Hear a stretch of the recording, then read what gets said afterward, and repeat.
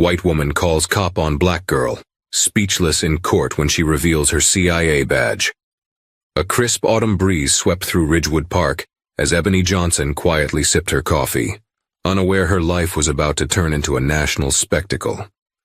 A casual afternoon break turned chaotic when a sharp-tongued woman decided Ebony, simply minding her own business, didn't belong there. Accusations flew. Police were called. A heated confrontation erupted, revealing the ugly face of everyday racism. Little did that woman know, the calm and composed Ebony had a powerful secret that would not only turn the courtroom upside down, but bring devastating consequences for her accuser. Brace yourself. This story is about to expose the truth and serve up karmic justice.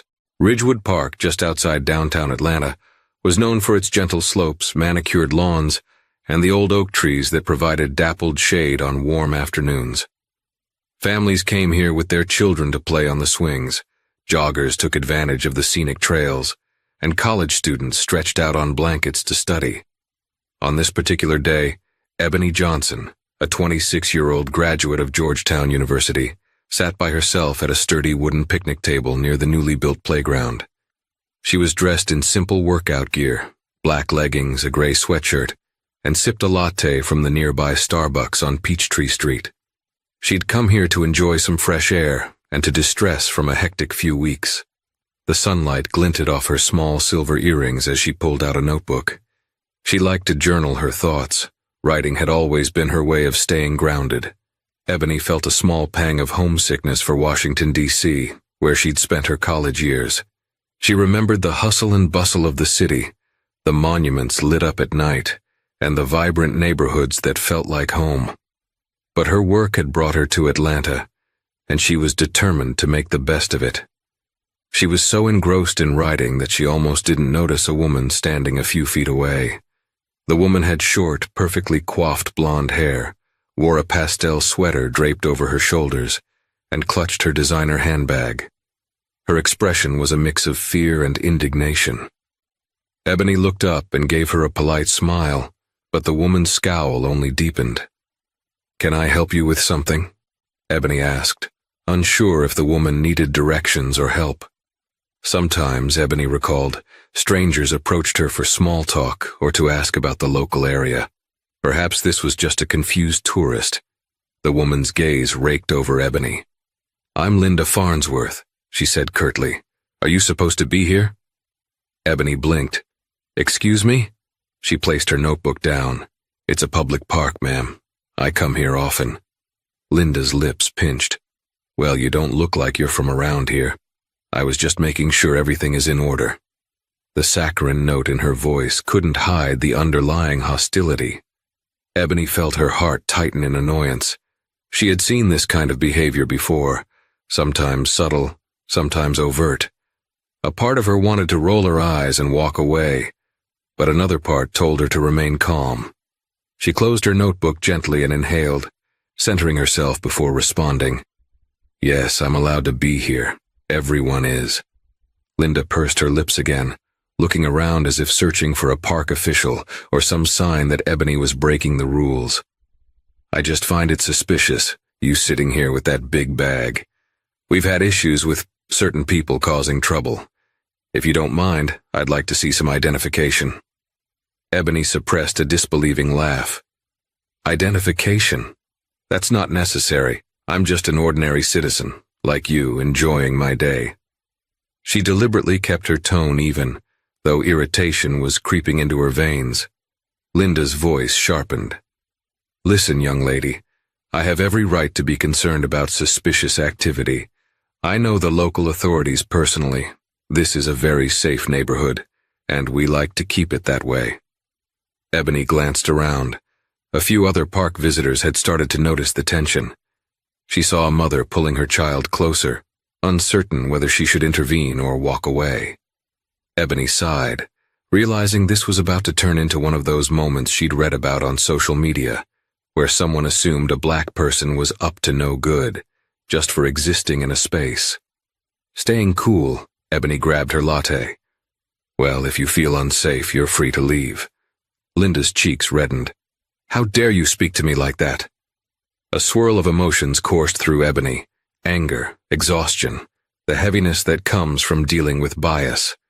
But Ebony remained calm. She stood up slowly, adjusting her sweatshirt, and said, "I'm not causing you any trouble. Please let me enjoy my day in peace." Linda's eyes narrowed. "We'll see what the authorities have to say." Her trembling hand reached inside her handbag, and she pulled out her cell phone. Right away, she began dialing. Ebony exhaled, a tremor of frustration coursing through her. It was happening again, the same old storyline. A concerned person deciding that her presence was grounds for calling the police. Ebony knew this could escalate if she didn't remain composed. Yet, she refused to shrink away. "Yes, hello?" Linda spoke into her phone, stepping a few paces away. "I'm at Ridgewood Park. There's a suspicious person here. Won't show ID, could be a threat." The worst part wasn't even the phone call itself. It was the calm conviction in Linda's voice, the sense of entitlement. Ebony ground her teeth in frustration, reminding herself that she needed to handle this with dignity. And so she waited, heart pounding but resolve solid. The police were on their way, that much was certain. The day that was supposed to be a peaceful break was now morphing into Ebony's worst nightmare. Little did Linda know that Ebony was far from an easy target. She had resources, allies, and something in her back pocket that would stun them all. As Linda stood off to the side, waiting for the police to pick up her call, Ebony's mind raced. She had spent the last 2 years working undercover for the Central Intelligence Agency, assigned to a specialized track focusing on domestic and international threats. Fresh out of Georgetown School of Foreign Service, Ebony had been recruited for her analytical brilliance and an uncanny ability to diffuse tense situations. Yet at this moment, ironically, Ebony felt powerless in the face of Linda's brazen attempt to keep the neighborhood safe. She could, of course, flash her CIA credentials right then and there. But Ebony was off duty, and publicly brandishing her badge was not only against policy, it could compromise her operational safety. Usually, only law enforcement had reason to show ID in public settings, and Ebony had strict instructions never to reveal her status unless absolutely necessary. Still, Ebony couldn't quell the burning anger inside. Was this truly the same America where she was proud to serve her country? The same place where she risked her own comfort to protect national security? The hatred and bigotry Linda displayed was nothing new, but each incident cut deeper. Ebony's father, a veteran of the U.S. Marine Corps, had warned her that the world wasn't always fair and that wearing the CIA badge wouldn't immunize her from prejudice. He was painfully correct. Meanwhile, Linda rambled on the phone, describing Ebony with exaggerated claims. "She's acting aggressive," Linda said. "I feel threatened." Ebony could hear Linda's voice tremble with a practiced fear. Ebony rolled her eyes. She was still standing a good 10 feet away, arms at her side, making no move to approach Linda. A wave of helpless fury coursed through her, but she held herself in check. As Linda continued weaving her story to the 911 operator, Ebony noticed a tall, lanky teenager with curly hair and a skateboard under his arm approaching them. He had been sitting on a bench nearby and had witnessed the incident from the start. The boy's face was etched with concern. "Hey, is everything okay?" he asked Ebony in a low voice. Ebony looked at him, grateful for the human connection. "I'm fine. She's calling the cops because she thinks I'm suspicious." Ebony added wryly, "It's all a big misunderstanding." The teen frowned. "That's messed up." He shot Linda a glare, but Linda was too absorbed in her phone call to notice. "Do you want me to stay with you, just so there's a witness?" Ebony managed a small, appreciative smile. "Thanks, that might help." He nodded, stepping aside but staying close enough to observe. Ebony was touched by his willingness to help a stranger. Perhaps it was the younger generation's sense of justice, or maybe he had been in a similar situation before. Either way, Ebony felt a sense of solidarity. Linda finished her call and snapped her phone shut. She moved back toward Ebony, her expression triumphant. "They're on their way," she said, arms crossed over her chest. "You're in trouble now." Ebony took a steadying breath. She mentally recited a mantra. Stay calm, stay kind, stay composed. She'd learned that in her CIA conflict negotiation training. She refused to stoop to Linda's level of hostility. "Ma'am," she said softly, "I've done nothing wrong." Linda let out a laugh of disbelief. "Oh, please. The fact you're refusing to show identification is all the proof I need. People like you are always up to no good. Don't think I don't see the news. I have a right to protect my community." "People like me," Ebony repeated, raising a brow. "You know nothing about me." Linda sniffed indignantly. "I know enough. You're loitering here looking for trouble, and when I asked you politely for ID, you refused." Then, in a strangely paternalistic tone, she added, "Maybe this is a lesson you need." Ebony was about to respond when she saw swirling lights in the distance. A black and white police cruiser turned onto the park's circular driveway. Her stomach lurched. She was no stranger to working with local law enforcement in an official capacity. But this was different. She was just a regular citizen here, about to be confronted by a system that too often believed people like Linda. The teen boy's eyes widened, and Ebony could sense he was nervous too. He set his skateboard down on the ground and planted his feet firmly, clearly wanting to stand by Ebony. She gave him a reassuring nod. "Thanks for staying," she murmured. A hush fell over the immediate area as the cruiser pulled up, and two officers stepped out.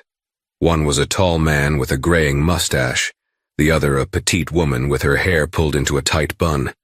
Ebony couldn't read their faces yet, but she hoped they wouldn't rush to judgment. Linda dashed forward, practically throwing herself in front of the officers. "Thank goodness you're here," she exclaimed. "That woman over there is refusing to leave, and I feel threatened. She looks like she might be carrying something dangerous in that bag." Ebony clutched her notebook tighter, resisting the urge to roll her eyes. She slowly lifted her hands, palms facing outward, an unfortunate protocol she'd learned as a black woman in these situations. "Officers," she said clearly. "I'm Ebony Johnson, just minding my own business here at the park. I have no weapons, no intentions of causing harm." The male officer regarded Ebony carefully. "Ma'am, can you explain what happened?" But before Ebony could speak, Linda interjected. "She refused to give me her ID when I asked. She's been acting all menacing, and my children play here." Ebony scanned the park. "Children?" Ebony repeated, glancing around. Not a single child stood behind Linda. Linda's ruse was unraveling quickly, but Ebony knew how these stories often went. The loudest voice sometimes gained the advantage. Gathering her courage, Ebony looked the officers in the eye.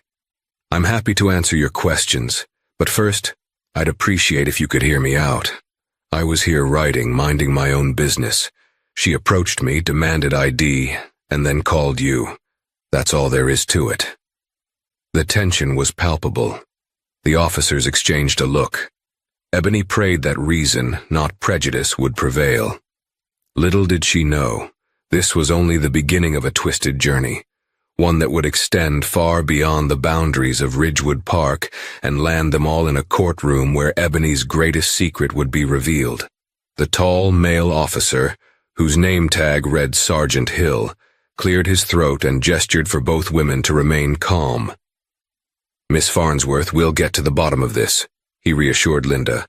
Then he turned to Ebony. "Ma'am, do you have any form of identification on you?" Ebony kept her voice even. "I do, in my bag. May I reach for it?" Anxiousness flitted across Sergeant Hill's features. "Go ahead, slowly."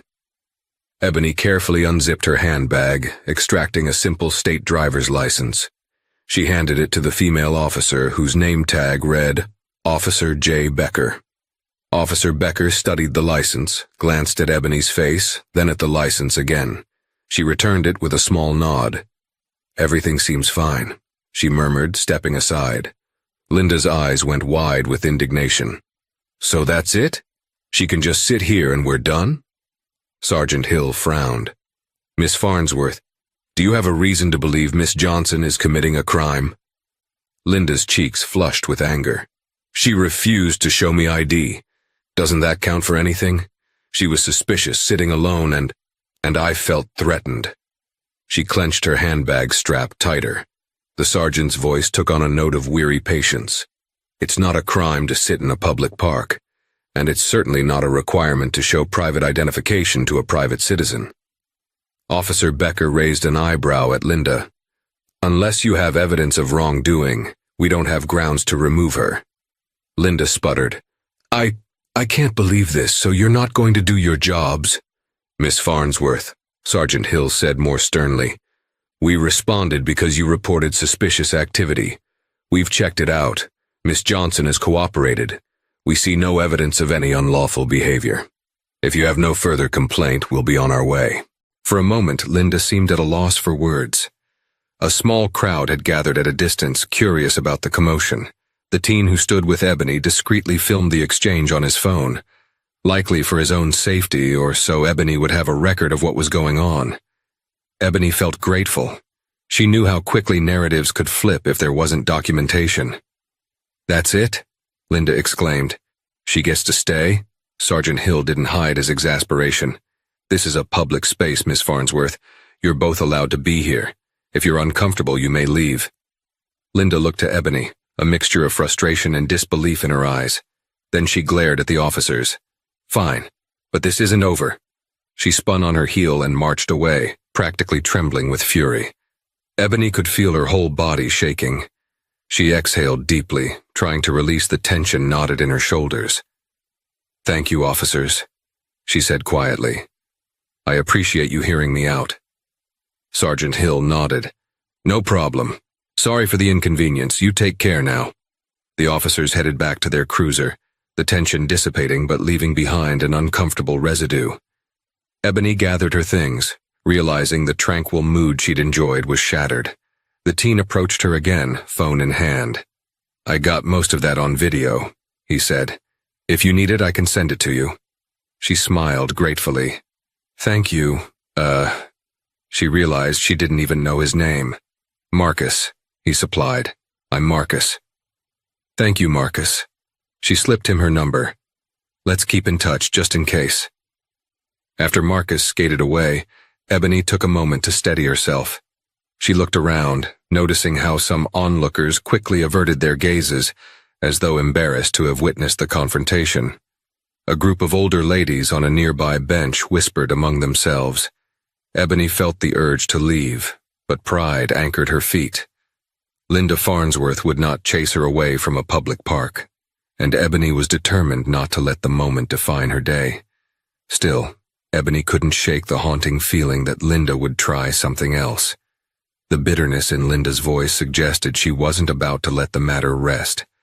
As Ebony gathered her courage and decided to stay a bit longer, she resolved that if Linda did anything else, Ebony would rely on her training, her resilience, and her legal rights. She couldn't reveal she was CIA, but she wouldn't be silenced either. She returned to the picnic table, ignoring the stares. Opening her notebook, Ebony tried to refocus. But her thoughts churned, leaping back to her father's words about how being a black woman in America carried certain burdens that wouldn't vanish just because she earned a prestigious degree, or served her country in an esteemed intelligence agency. The sting of those words felt more real than ever. Eventually, Ebony decided to stand and walk the park perimeter, hoping fresh air and movement would help clear her head. The shuffle of leaves under her sneakers was comforting, reminding her of simpler times at home. As she circled back toward the park entrance, she caught a fleeting glimpse of Linda Farnsworth's pale blue sedan pulling out of the parking lot, tires squealing. Ebony felt a wave of relief that Linda was gone, for now. But Ebony couldn't know that Linda's vendetta was just beginning, that soon enough, Ebony would find her name at the center of an unwarranted controversy, and that it would take a very public and very dramatic showdown inside an Atlanta courthouse for the truth to come out. Her double life, her CIA credentials, the fundamental reason Ebony had to keep her identity hidden. Soon, it would all come to light in the most astonishing way. The next few days felt like a tense waiting game for Ebony. She tried to resume normalcy, working out at her favorite gym on Piedmont Road, grabbing coffee from that same Starbucks near the park, and tending to her actual duties, clandestine though they were. Officially, Ebony worked for a private consulting firm as a data analyst. Unofficially, she was deep in the intelligence community, focusing on domestic extremist groups that threaten national security. The job required her to maintain a low profile to blend in, but the incident in the park had rattled her carefully balanced existence. Back in her small but cozy apartment in Midtown Atlanta, Ebony found solace in cooking, something that always reminded her of home. She diced onions and peppers for a stir-fry, humming quietly to the background music emanating from her phone. Occasionally she glanced at the living room window, half expecting Linda Farnsworth to appear outside with some new accusation. Images of Linda's contemptuous face replayed in Ebony's mind. Had Linda truly let the matter go? Ebony doubted it. The way Linda had marched off, incensed and craving some form of retribution, suggested this was only the beginning. Ebony considered telling her CIA handler about the incident. But what exactly would she say? A random woman in the park racially profiled me. I'm worried she might cause trouble. Her superiors were strict about personal entanglements, but Ebony also knew they didn't want their agents' covers compromised. She decided to wait to see if Linda would truly escalate the issue. As she poured soy sauce into the pan, Ebony's thoughts drifted to her upbringing. She was born and raised in a modest neighborhood in Baltimore. Her father, Sergeant Gerald Johnson, was a Marine who believed fervently in discipline and patriotism. He'd taught Ebony that love for one's country sometimes meant fighting for respect within it. Her mother, a social worker, had instilled empathy and perseverance in Ebony from a young age. Ebony excelled in school, eventually earning a scholarship to attend Georgetown University, where she studied international relations. During her junior year, she caught the eye of a CIA recruiter who was impressed by her language skills. She was fluent in French and Spanish, and her ability to handle high-pressure debates. After graduation, Ebony went through rigorous training at the farm in Virginia, learning the tradecraft of an intelligence officer, surveillance techniques, defensive driving, firearms basics, encryption, negotiation. She was proud of her role, proud to be part of something bigger than herself, even if it meant secrecy and personal sacrifice. But she never imagined her biggest hurdle out in the real world wouldn't be espionage, but everyday racism. Tasting her stir-fry, Ebony decided it needed more ginger. A quick rummage through her spice rack came up empty. She let out a sigh. Another trip to the grocery store then. She grabbed her purse and slid her phone into her back pocket. Stepping outside into the mild Atlanta evening, she scanned the street. Cars rolled by under streetlights, and neighbors greeted each other while walking their dogs. Ebony headed to the corner store, minding her own business. But her senses were on alert. She couldn't help it. Her training had made her hyper-aware of potential threats. She noticed a silver sedan parked across the street, engine idling. Her skin prickled. Was that Linda's car? She wasn't certain. The windows were tinted, making it impossible to see inside. Willing herself not to be paranoid, Ebony walked briskly. The sedan didn't follow. After a few more steps, she allowed herself to relax. Perhaps she was overreacting. Even CIA officers had the right to be a bit jumpy after a confrontation like that. At the corner store, Ebony navigated the aisles until she found the spices. She was comparing 2 brands of ginger powder when her phone buzzed. Glancing at the screen, she saw an unknown number. A flicker of unease went through her, but she answered anyway. "Hello?" "Hello, Ebony. This is Marcus from the park," said a hesitant voice on the other end. Relief washed over her. "Hey, Marcus, what's up?" Marcus cleared his throat. I just wanted to let you know, I saw that woman again. She was asking around at the skate park near Ridgewood, showing your picture and everything. She was saying she was looking for information about you." Ebony's stomach dropped. "What? She has my picture?" "Well, a screenshot from the video. I guess she froze it on your face. She's telling people you're dangerous and that you might be plotting something." Ebony couldn't believe what she was hearing. Insane. Thank you for letting me know. Sure, Marcus said. I wanted to warn you. It's not cool what she's doing. Ebony swallowed hard, trying to keep her composure. I appreciate it. Keep me posted if she approaches you again, okay? Yeah, will do. She hung up, her heart hammering in her chest. Linda was on some sort of witch hunt. This was more than paranoia. Linda was actively trying to stir up trouble, to brand Ebony as a public menace. Ebony blinked hard, trying to contain the surge of anger. She recalled that Linda had threatened, "This isn't over." Well, it seemed Linda meant every word. Gripping the ginger jar in her hand, Ebony left the store, feeling the weight of the potential storm building around her. Linda was scouring Ebony's community, painting Ebony as a dangerous figure. Yet Ebony had to keep her CIA identity hidden. She couldn't simply wave her credentials around to end Linda's crusade. That was not how the agency operated. But Ebony also refused to be a victim. If Linda wanted a fight, Ebony would defend herself, with the truth. And if it came down to a legal confrontation, Ebony would be prepared. She wasn't just a random bystander. She was Ebony Johnson, and she had far more resources at her disposal than Linda could ever imagine. Another week passed. The tension between Ebony and Linda turned into an almost mythical story around the neighborhood. Marcus reported that Linda kept circulating Ebony's image, though many people seemed skeptical of Linda's claims. Ebony tried to keep her head down, focusing on her official responsibilities at the CIA's Atlanta field office. However, the quiet did not last. One morning, Ebony woke early to check her email. Among the usual batch of updates and intelligence briefs was a perplexing message from a local law firm. The subject line read, "Notice of civil complaint, Farnsworth versus Johnson." Ebony's stomach tightened as she opened it. The contents made her eyes widen in disbelief. Linda Farnsworth was suing Ebony for emotional distress, defamation, and threatening behavior. The official letter alleged that Ebony had deliberately and maliciously caused Miss Farnsworth to fear for her safety, and that Ebony had spread falsehoods about Miss Farnsworth's character, resulting in reputational harm. Ebony felt heat rise in her cheeks. This was beyond outrageous. Linda was the one who had harassed Ebony. How had the situation flipped so completely?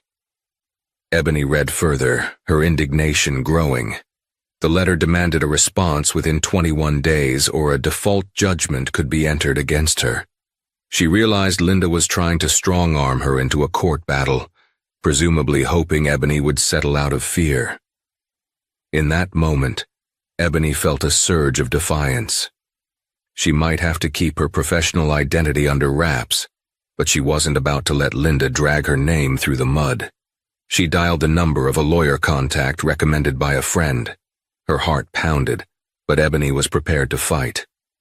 After a few rings, a calm voice answered, "Law Office of Penelope Garcia. How may I help you?" Ebony explained the situation briefly, requesting a consultation. Within an hour, Ebony was in a video conference with Penelope Garcia herself, a poised woman with salt and pepper hair and a reputation for championing civil rights cases. Penelope listened carefully to Ebony's side of the story, occasionally jotting notes. When Ebony finished, Penelope sighed. "This woman, Linda Farnsworth, is essentially accusing you of wrongdoing in a public setting and claiming you defamed her afterward, though from what you've told me it's quite the opposite.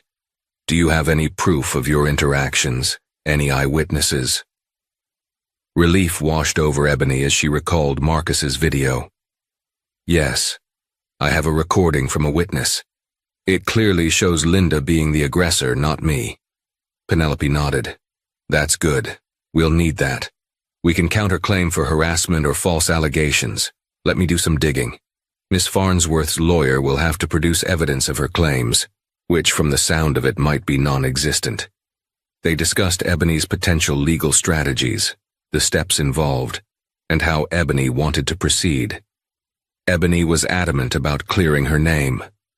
"I don't want to settle or pay her a dime," Ebony insisted. "I did nothing wrong." Penelope offered a reassuring smile. "I'll handle it, but be prepared. Civil cases can become nasty and public. Farnsworth might try to use publicity against you. Ebony considered that. A public trial meant her personal life could become an open book, something that was directly at odds with her CIA position. She would have to tread carefully, perhaps even notify her chain of command. But Ebony also recognized that letting Linda run roughshod over her was not an option. She had to stand up. After concluding the call, Ebony took a moment to gather her thoughts. She composed a brief email to her CIA supervisor, coded in a way that indicated she needed to discuss a sensitive personal legal matter. Moments later, her phone vibrated with a text from Marcus, telling her Linda had filed the lawsuit and was bragging about how Ebony would be taken down. Ebony refused to be intimidated. If Linda wanted to turn this into a spectacle, Ebony would meet her in court. And if Ebony had no choice but to reveal a portion of her true identity, so be it.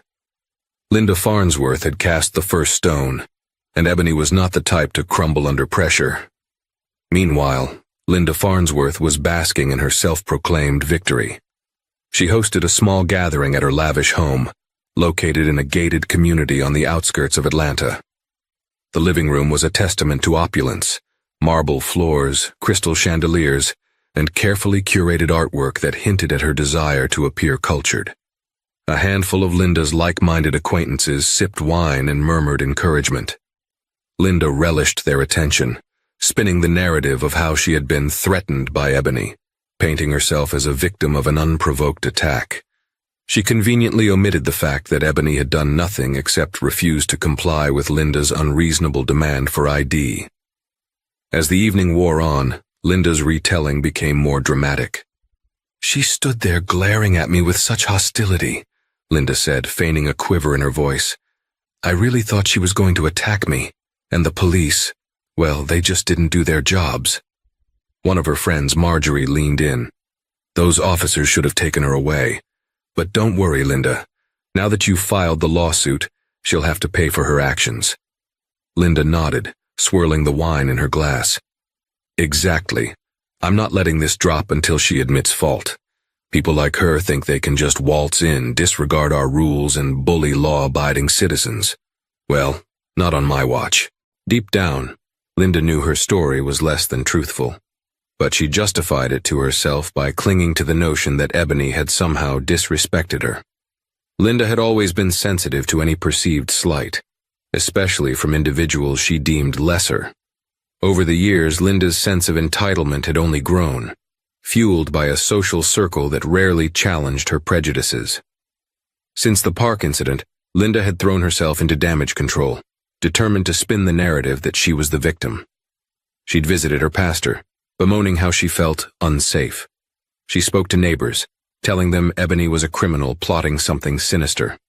In Linda's mind, it was a crusade to protect the community, though she had no real evidence to support such claims.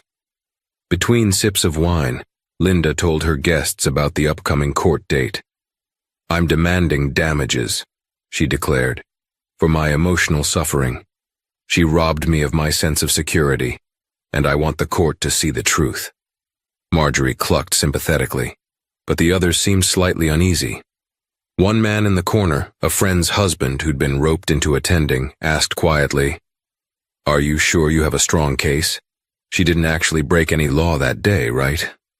Linda stiffened, her eyes flashing. "Are you taking her side?" No, of course not." He backpedaled, "Just curious." But Linda's expression remained icy. "I know what I saw, and the law is on my side."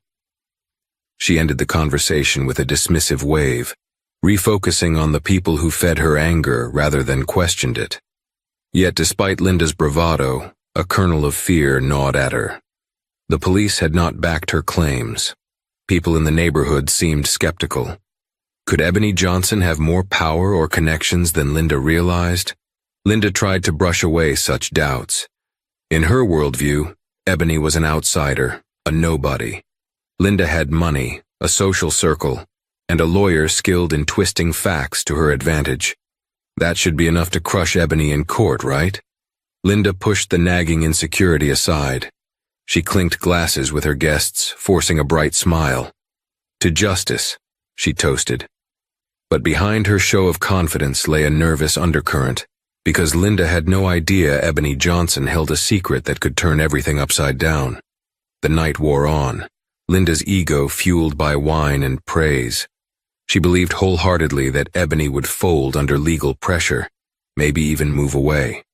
In Linda's mind, Ebony was an easy target, but Linda's contempt would soon unravel when confronted with the cold, hard truth of who Ebony really was, and what Ebony had the power to do. The day of the first court hearing arrived under a gray sky, as if the weather itself sensed the tension. The courthouse, located in downtown Atlanta near the iconic CNN Center, buzzed with activity. Lawyers in tailored suits shuffled by, carrying briefcases and juggling phone calls. Plaintiffs and defendants waited anxiously on wooden benches. The air smelled faintly of disinfectant and bureaucracy. Ebony sat in a hallway outside the assigned courtroom, a tightness in her chest. She had never been on this side of the legal system before. Usually her work involved quietly gathering information about genuine national threats, not defending herself in a civil suit brought by a vindictive neighbor. Penelope Garcia, her attorney, sat beside her, scanning through case files. Occasionally she'd glance reassuringly at Ebony. Linda Farnsworth arrived moments later, escorted by two individuals, her lawyer, a sharp-featured man named Clay Harrison, and Marjorie. Linda wore a smug expression, her chin lifted as if she were about to star in a grand performance. She spared Ebony a single glance that dripped with contempt before following Clay into the courtroom. Penelope gave Ebony's arm a gentle squeeze. "Don't worry. Let's see how this initial hearing goes. We'll present our evidence, and if everything goes right, we might be able to get this case dismissed or at least set a favorable tone."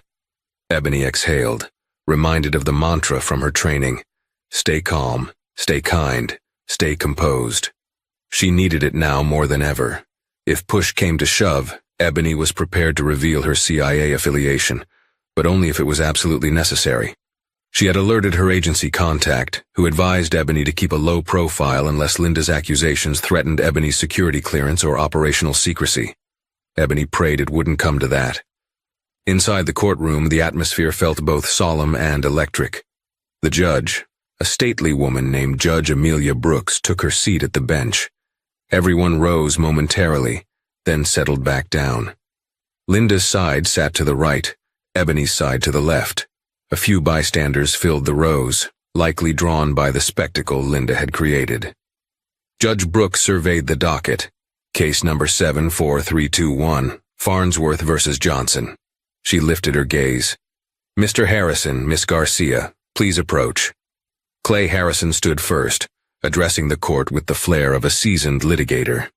He described Linda's supposed distress, painting Ebony as a menacing figure who had threatened Miss Farnsworth's personal safety. Ebony had to clench her jaw to remain silent. Clay then claimed that Ebony defamed Linda by telling neighbors Linda was a racist. Ebony's stomach churned. Linda had twisted Ebony's words. Ebony had never publicly called Linda a racist, though Linda's actions spoke volumes for themselves. Penelope stepped up next, her posture poised and voice steady. "Your Honor, we have video evidence showing my client, Miss Johnson, acting calmly and courteously. This video clearly depicts Miss Farnsworth as the aggressor, harassing Miss Johnson and calling the police without cause. The allegations of defamation and threatening behavior are baseless." Judge Brooks leaned forward. "Video evidence, you say?" Penelope nodded. "Yes, Your Honor. We can submit it now." Clay Harrison quickly objected. "Your Honor, that video is incomplete. It only shows a snippet of events, and it's from the perspective of a bystander who may be biased." Judge Brooks asked Penelope, "Is there audio as well?" Penelope answered, "Yes. It includes audio of Miss Farnsworth accusing Miss Johnson of criminal intent without any evidence. We request the court to review it in its entirety." Judge Brooks weighed the arguments. "I'll allow the video to be submitted for review. We'll determine its admissibility and relevance before the trial proceeds further." Linda sat ramrod straight, glaring at Ebony. Ebony's pulse quickened as the video was passed to the judge's clerk. In the footage, Linda's voice rang out clearly as she demanded Ebony's ID, called the police, and made claims about feeling threatened. Ebony hoped this was enough to dismantle Linda's accusations. After a brief recess while the judge and counsel conferred, the judge returned with a measured expression. Based on the preliminary review, the video does show Miss Farnsworth initiating contact and calling the police. There's no immediate evidence of Miss Johnson threatening Miss Farnsworth. However, since Miss Farnsworth's claim includes alleged defamation that occurred after the incident, we'll need more testimony. This case will proceed to trial. Linda's lawyer cast a triumphant smirk, while Ebony felt a knot form in her stomach. Despite the video, the judge was allowing the suit to continue, likely because Linda alleged Ebony had slandered her. Ebony realized that Linda had cunningly framed the entire scenario to drag Ebony through a prolonged legal battle. Dismissal, it seemed, wouldn't come easily. Judge Brooks set a date for the formal trial, instructing both parties to prepare witnesses and evidence. As Ebony left the courtroom, Linda brushed past her, leaning in just enough to hiss under her breath, "Enjoy your last days of freedom." For a split second, Ebony's composure wavered. She wanted to fire back that Linda had no idea who she was dealing with. But Ebony tamped down her anger. She would let the truth emerge in court. She would let Linda's own words and actions be her downfall. Penelope walked beside Ebony, offering a confident smile. "Don't worry, we've got the facts on our side. The more Linda pushes, the more she'll expose her lies." Ebony nodded. But a flicker of dread remained. Linda's determination seemed fueled by something beyond logic, a personal vendetta that was dangerously close to unraveling Ebony's life. What Linda couldn't possibly guess was that Ebony had an ace up her sleeve, one that might leave Linda speechless when the time came to reveal it. The trial date arrived in a whirlwind. Word had spread around the community about the park incident, and people were eager to see how it would unfold. A handful of reporters showed up, presumably tipped off by Linda or her associates. Cameras flashed as Ebony and Penelope entered the courthouse. Ebony could practically feel Linda's smug grin from across the building. Inside the courtroom, Ebony took a seat next to Penelope. Linda and her lawyer occupied the plaintiff's table. Linda wore a crisp white blouse and had styled her hair in a severe bun, perhaps hoping to look dignified. Ebony's heart beat rapidly, but she forced herself to remain calm. Judge Brooks entered, and after the formalities, Clay Harrison began his opening statement. He painted Linda as a concerned citizen who felt her life was endangered by Ebony's refusal to comply with reasonable requests. He then pivoted to the defamation angle, claiming Ebony had labeled Linda a racist to numerous people, damaging Linda's immaculate reputation. Ebony fought the urge to roll her eyes. Instead, she reminded herself to trust the process, trust Penelope. Penelope's opening statement was factual and precise. She emphasized Ebony's right to be in a public park without harassment. She disputed the defamation claim, stating no evidence existed that Ebony publicly slandered Linda. Instead, Ebony merely defended herself from Linda's false accusations. Penelope concluded with a plea for justice, urging the court not to allow a frivolous lawsuit to stand in for genuine accountability. Next came witness testimonies. Linda called Marjorie and a few of her friends to the stand. They repeated Linda's scripted narrative, claiming Linda had been deeply disturbed by Ebony's behavior. On cross-examination, Penelope deftly picked apart their stories, pointing out inconsistencies. Did they actually see Ebony make any threats? Had Ebony used words that could be construed as defamatory? The witnesses stumbled under Penelope's calm but incisive questioning. It was clear they were testifying out of loyalty to Linda rather than first-hand knowledge. Then it was Ebony's turn. Penelope called her to the stand, guiding her through a series of questions about what actually happened in the park. Ebony described the incident in detail, staying composed despite Linda's icy glare. "Miss Johnson," Penelope asked, "did you ever call Miss Farnsworth a racist or use any disparaging language about her to others?" Ebony shook her head firmly. "No. After the incident, some people approached me asking what happened. I told them Miss Farnsworth demanded my ID and called the police. I never branded her with any label." Clay Harrison stood for cross-examination. Miss Johnson, is it true that you have a background in, let's call it specialized training? Ebony's pulse quickened. Clay was prying into her personal history. I attended Georgetown University, she said neutrally. I studied international relations. Clay pounced. Yes, but is that all? Aren't you also known to law enforcement in some capacity? Penelope objected, but Clay pressed on. The plaintiff has a right to know if Miss Johnson has skills or affiliations that might have made her a threat in the park. The judge overruled Penelope's initial objection, giving Ebony limited latitude to respond. Ebony took a deep breath. She had to be careful here. I do consulting work, Ebony offered. Some of my projects intersect with law enforcement training, but that doesn't mean I pose a threat to Miss Farnsworth or anyone else. Clay's eyes narrowed. Is that so? Miss Farnsworth claims that your demeanor was intimidating, perhaps because you're used to dealing with threats in a professional context. Could it be you used that training to scare her? Ebony clenched her jaw. No, I remained calm, as the video evidence shows. The second day of trial dawned bright and unrelenting. Camera crews had multiplied overnight, and a small throng of curious onlookers gathered outside the courthouse, hoping for a glimpse of the high-drama confrontation. Ebony's stomach churned with anxiety. Though she had prepared herself for this moment, there was no denying the gravity of what she was about to do. Inside the courtroom, Linda exuded smug confidence, whispering with Clay Harrison at the plaintiff's table. On Ebony's side, Penelope exuded her usual calm, but had a determined glint in her eye. Once proceedings began, Clay wasted no time calling Ebony back to the stand for further cross-examination. Miss Johnson, Clay said, feigning politeness. Yesterday we touched on your background. I'd like to explore that further. Are you now, or have you ever been, affiliated with a government agency that provides you specialized training in combat or interrogation techniques? Ebony's pulse hammered in her ears. She glanced at Penelope, who gave her a subtle nod. The judge, too, watched with interest, perhaps sensing a significant revelation. Drawing in a breath, Ebony answered, Yes, I am a federal employee. She paused, letting the words hang in the air. A hush fell over the courtroom. Even Linda leaned forward, her eyes widening.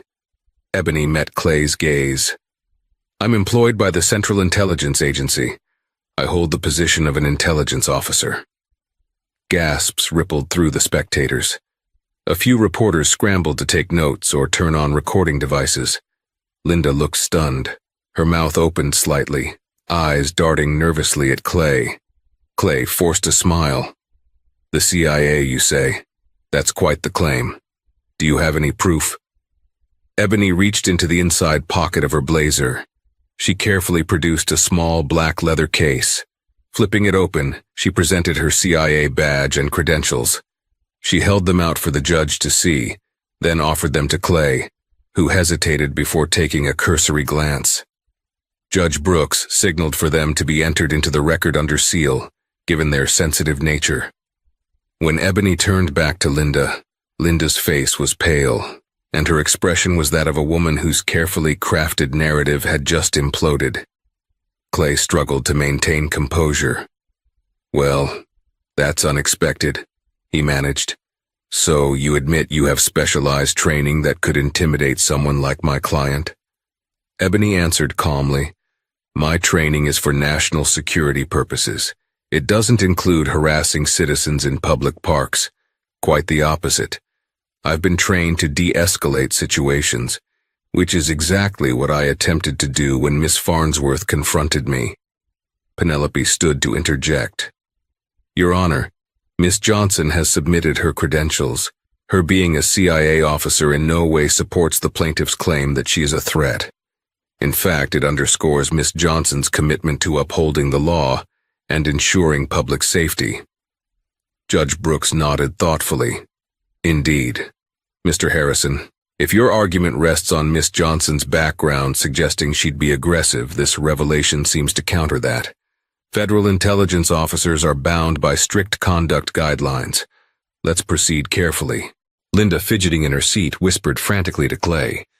Despite their hushed tones, Ebony could guess Linda was in panic mode, All the talk of Ebony being some shady troublemaker was laughable now that Ebony's official status had come to light. Linda's face flushed red, a stark contrast to her white blouse. Gone was her earlier confidence. She looked instead like a cornered animal. The day's testimonies continued, but the atmosphere had shifted dramatically.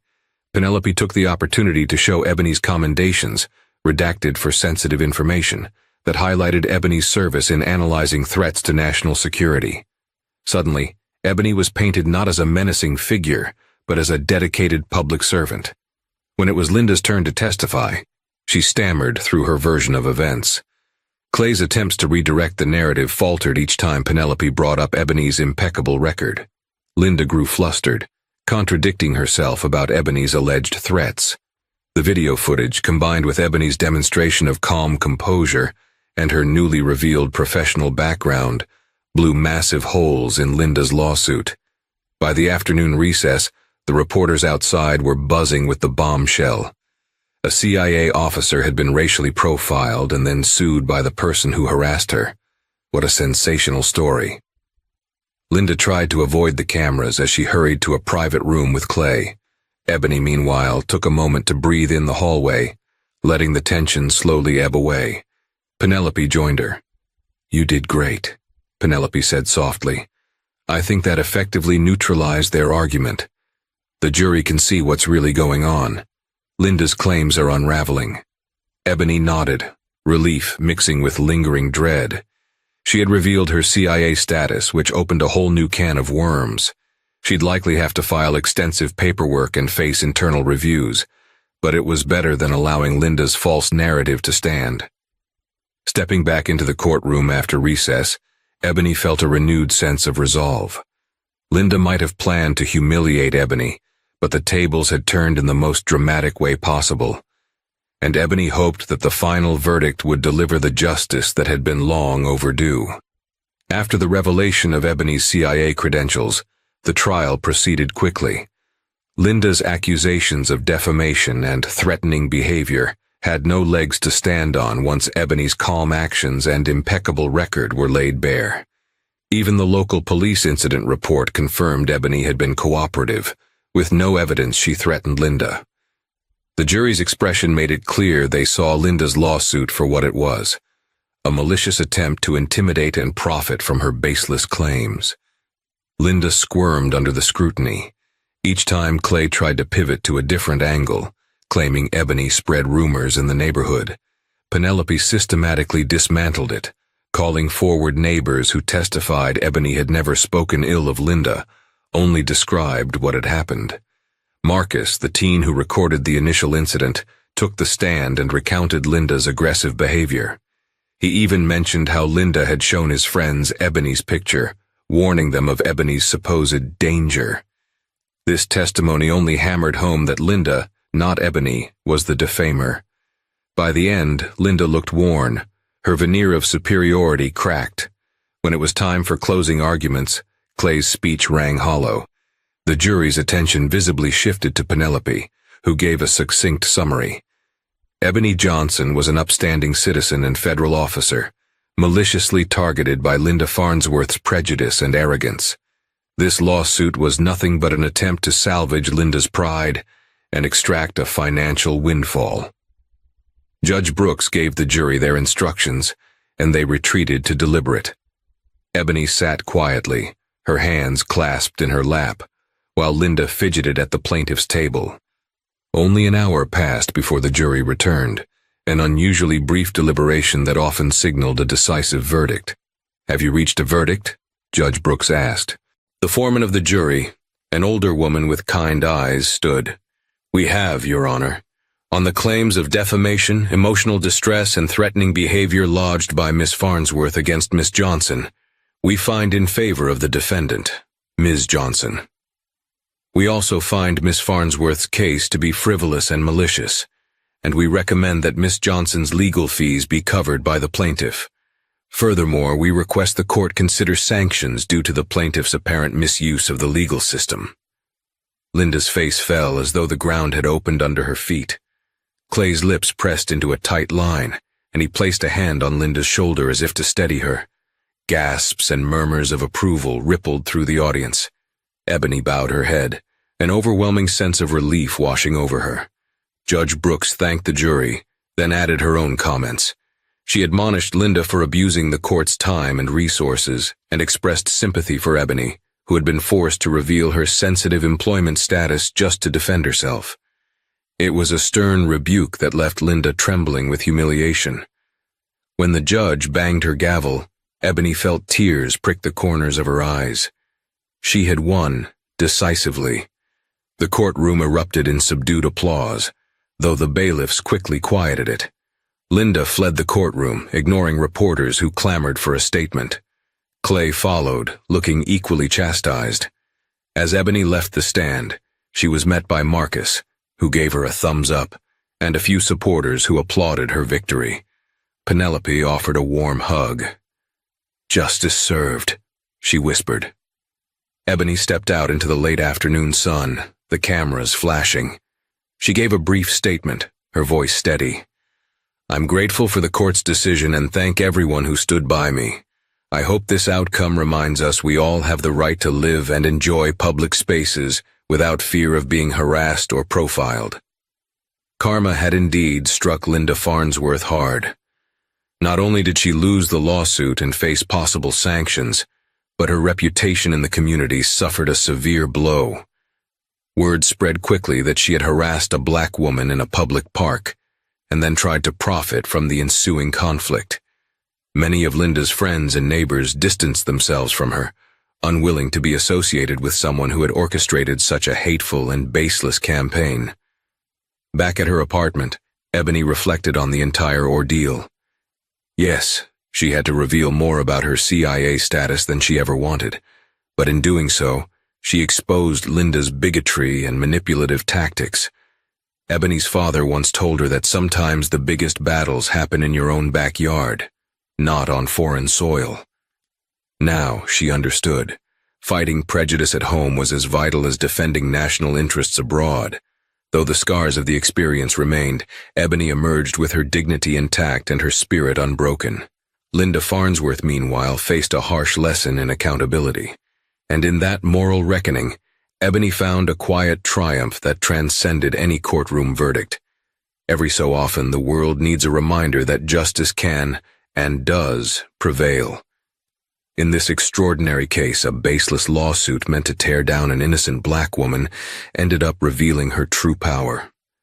By stepping into that courtroom, Ebony Johnson demonstrated not only her resilience, but also the unwavering commitment she held to defending the principles of fairness, dignity, and respect, values she championed both as a citizen and as a CIA officer. Linda Farnsworth, driven by prejudice and a thirst for vengeance, found that her hateful intentions would only serve to undo her. Thank you so much for watching this dramatic story unfold. If you enjoyed it, please hit the like button, share it with your friends, and don't forget to subscribe to our channel for more stories of justice, redemption, and inspiring triumphs. Your support helps us continue bringing you powerful tales that shine a light on truth and integrity. Stay tuned for our next riveting story.